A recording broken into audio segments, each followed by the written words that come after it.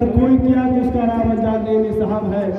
जो काम हुआ है 4 साल के वक्फा में ऐतिहासिक काम है, चाहे सड़क हो, पुल पुलिया हो, चाहे तालीम के मैदान में हो, चाहे स्वास्थ्य के मैदान में हो, हर मास पर बहादुरगंज में सबसे ज्यादा काम हुआ है।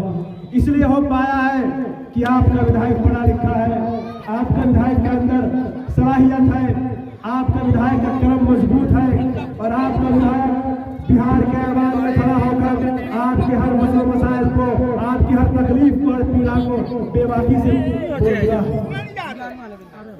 मैं आप तमाम हजरात से कहूँगा, इन नौजवानों से भी कहूँगा कि सोशल मीडिया का दौर है, सब कोई सोशल मीडिया चलाते हैं। बताइए, आजादी से लेकर आज तक कोई एक विधायक का एक वीडियो क्लिप दिखाइए जो बिहार के आवाज में खड़ा होकर आपके किसी भी मुद्दे को, आपके किसी भी मसले को उठाया हो। मगर पहली बार आजादी के बाद पहली बार विधायक अंजान नेमी साहब बिहार के आवाज में बहादुरगंज का आवाज गूंज रहा है मेरे भाई। इसलिए चाहे निसंद्रा घाट पे पुल हो, निसंद्रा घाट पे पुल, गोदावरी घाट पे पुल, गुरुमरा घाट पे पुल जो सदियों से नहीं बना था, उन कामों को आपने विधायक करके दिखाया है। यही फायदा होता है कि जब लोग पढ़े लिखे होंगे तो आपका हर काम दुगनी स्पीड में होगा। इसलिए मैं आप तमाम का भी शुक्रगुजार करता हूँ, माननीय विधायक जी का शुक्रगुजार करता हूँ कि इन्होंने काम किया है। चाहे यहाँ पे इससे पहले एक पुल का काम किया हो, आज एक सड़क दे रहा है, यहीं पे आपके घर के बगल में अस्पताल का काम पूरा हो गया है, इससे बगल में देसियाडुली में अस्पताल का काम हो रहा है, आपका चिरावाड़ी में अस्पताल का काम हो रहा है।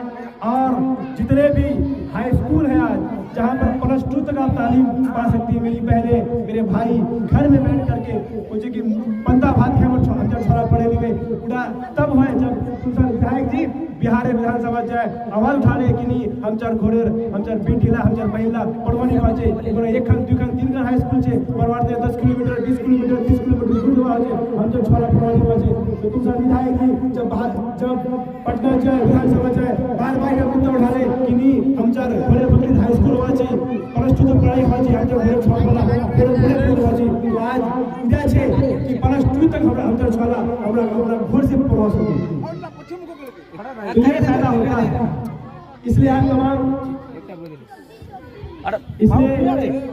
तमाम से गुजारिश है कि ऐसे लोगों के साथ कंधे से कंधे मिलाकर आप काम तभी अच्छा होगा जब आपका नेता अच्छा होगा। मगर मैं आप तमाम हजरात से कहूँगा कि अंजान नेमी साहब का जीतने का 4 साल का वक्फा हो गया। बताइए आप तमाम के दरमियान से पूरे बहादुरगंज विधानसभा से बहादुरगंज से लेकर टेरागाछ तक कोई एक शख्स खड़ा होकर कह दे कि अंजान नहीं मैंने कभी किसी का गलत पैरवी किया, अंजान नहीं मैंने किसी का ऐसे पैसा लेकर किसी का पैरवी किया, या अमीरी गरीबी देखकर, या बड़े लोग या छोटे लोग देखकर किसी का पैरवी किया, किसी का नहीं, कहीं नहीं सकता है। इससे पहले क्या नहीं होता था आप सब जानते थे, कितना दलाली होता था, क्या होता था। मगर अंजान नेमी साहब के पीरियड में दलाली खत्म। और आज आपको अगर अंजान नेमी साहब से मिलना है तो किसी को पकड़ने की जरूरत नहीं है कि आपको सलमान मुखिया साहब को पकड़ना है या मुखिया जमीन साहब को पकड़ना है या किसी साहब को पकड़ना है। आपको अंजान नेमी से मिलना है तो आप डायरेक्ट उनके घर पे जा सकते हैं। मैं उनके साथ रहता हूँ, हमको नहीं लगता है कि पूरे बिहार में कोई ऐसा विधायक होगा जिनको इतना कॉल आता होगा, हर समय कॉल। अगर आपका ट्रांसफार्मर से अगर फ्यूज भी उड़ गया है तो उसके लिए विधायक जी को फोन कर देते हैं। मगर हर आदमी का फोन उठाते हैं, उस बात को भी संज्ञान में लेते हैं, जय को फोन करवाते हैं कि वहाँ पे क्या मामला है देखो। तो यही देखिए नेता क्या है कि नेता हमारे सुख दुख में हमारे हर तकलीफ को समझे, जब हमको जरूरत पड़े भाग तो हमारे पास आ जाए, हमारे हर काम हो जाए आसानी से। यही होता है नेता का काम। और जब से अंजान नेमी साहब जीते हैं आप तमाम की खिदमतें कर रहे हैं। अंजान नेमी साहब सियासत में इसीलिए आए हैं कि कुछ करें, लोगों का कुछ भलाई कर सके, कुछ खिदमत कर सके। अंजान नेमी साहब पैसे कमाने के लिए नहीं आया है। अंजान नेमी साहब अपने मेहनत के बुनियाद पर अल्लाह ने उसको बहुत कुछ नवाजा है। उनका एक ही मकसद है कि हमारा क्षेत्र आगे बढ़े, हमारा क्षेत्र विकास हो, लोगों को का जो जरूरत है वो जरूरत पूरा हो जाए।